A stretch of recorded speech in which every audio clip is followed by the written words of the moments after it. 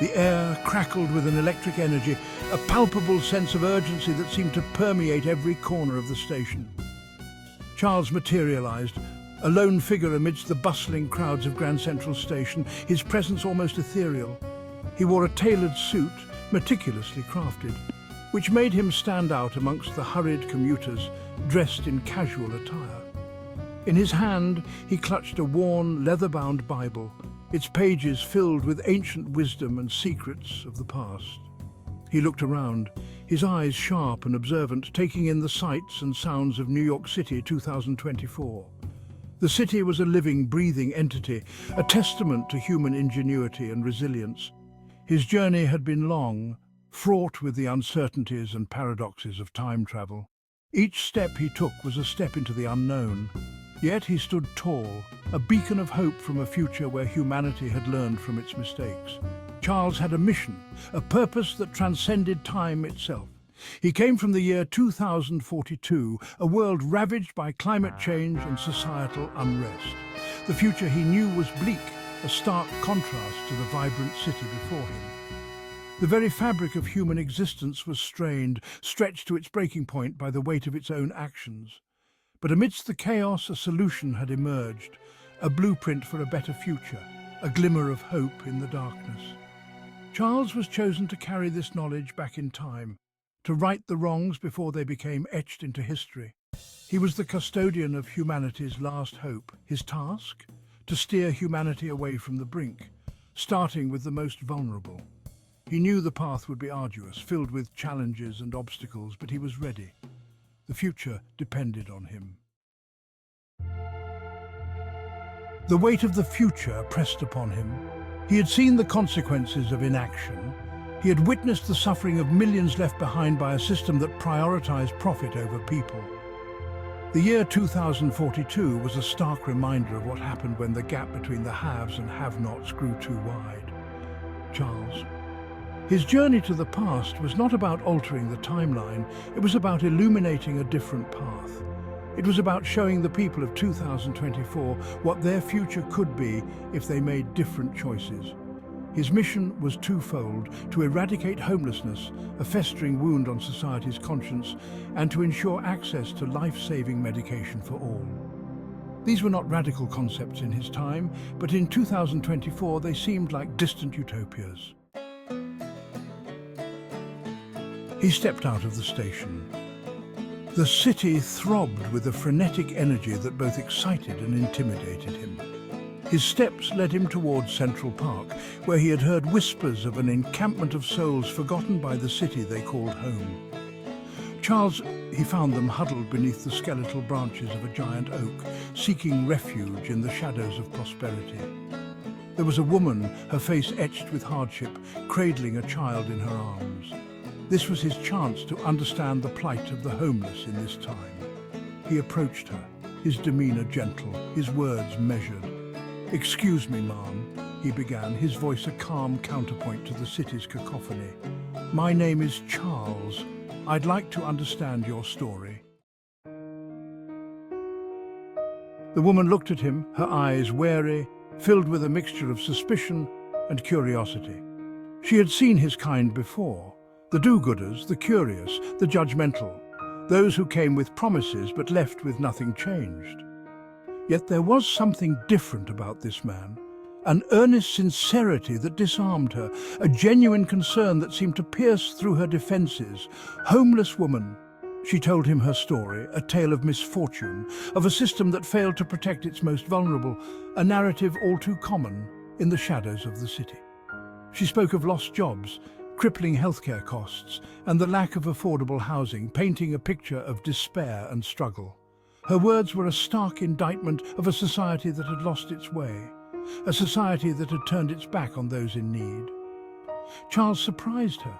He didn't offer pity or empty promises, nor did he patronize her with hollow words. He spoke of solutions, of a future where no one was left behind, where everyone had a chance to thrive.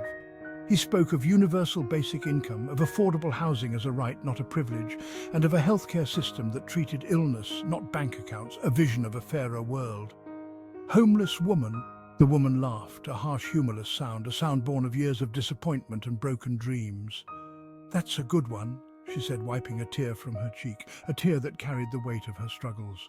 "You think they'd ever let something like that happen?" she asked, her voice tinged with disbelief and a hint of hope. "Charles." "They will," Charles said, his voice unwavering, filled with a quiet determination. "They have to," he added, as if willing the world to change with his words.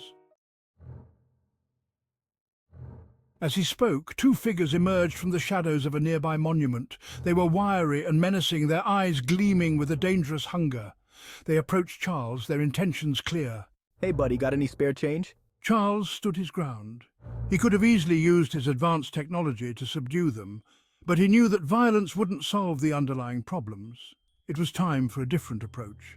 "I don't carry cash, but I can offer you something better, a chance." Charles led the two men, their initial aggression replaced by a wary curiosity, towards a nearby homeless shelter. He had learned that these shelters, while often overwhelmed, represented a beacon of hope in a city that often seemed indifferent to the plight of its most vulnerable citizens. The shelter was overcrowded, a testament to the scale of the homelessness crisis.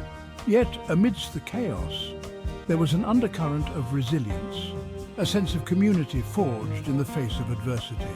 As Charles navigated the crowded hallways, he couldn't shake the feeling that he was meant to be there. This was where his mission truly began. Section 7. Walls of Bureaucracy. Charles spent the next few days immersed in the reality of the shelter. He listened to stories of despair and hope. He saw firsthand the dedication of the shelter staff, struggling to make a difference with limited resources. I knew I had to act fast. I needed to amplify the voices of the voiceless. He used his advanced technology to contact journalists, politicians, anyone who would listen. He shared his vision, his blueprint for a better future, but he was met with resistance. Politicians dismissed his ideas as utopian fantasies. Bureaucrats clung to outdated regulations. The powerful few, those who benefited from the status quo, scoffed at his attempts to disrupt the system.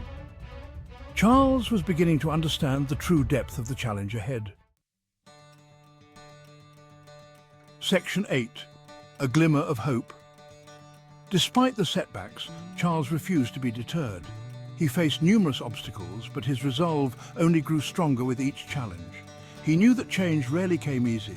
It required persistence, patience, and a deep understanding of the issues at hand.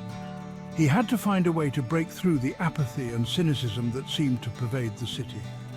The indifference of the masses was a formidable barrier. He had to ignite a spark of hope, a beacon that could guide others towards a brighter future. One evening, while sharing a meal with the shelter residents, I met a young woman named Maria. Her presence was a breath of fresh air in the otherwise somber environment. Maria, despite her circumstances, possessed an unyielding optimism and a sharp mind for social justice.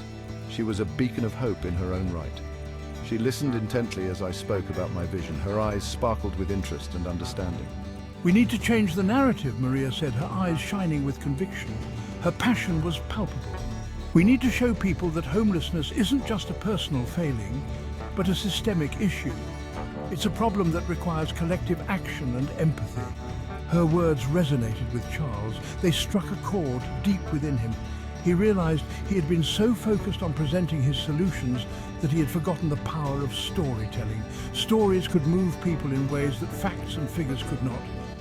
To truly effect change, he needed to win hearts and minds. He needed to connect with people on an emotional level. He needed to humanize the issue. By sharing personal stories, he could make the abstract concrete and the distant immediate. Section 9. Seeds of Change. Charles and Maria joined forces. Together, they organized workshops within the shelter. They encouraged residents to share their stories, to use their voices to advocate for change. We leveraged technology to amplify these stories, sharing them on social media, contacting news outlets, reaching out to influencers. Slowly but surely, the narrative began to shift. People were moved by the raw, honest accounts of those who had experienced homelessness firsthand. The issue was no longer an abstract concept, but a human reality. Section 10. the unwavering flame. Charles's journey was far from over. He knew that enacting lasting change would require a sustained effort, a constant push against the forces of inertia and self-interest. But he also knew that the seeds of change had been planted. I had come from the future to offer a vision of hope, a blueprint for a better world. It was now up to the people of 2024 to decide whether they would heed my call. And Charles, armed with the unwavering belief in the power of human compassion, was determined to do everything in his power to ensure they made the right choice.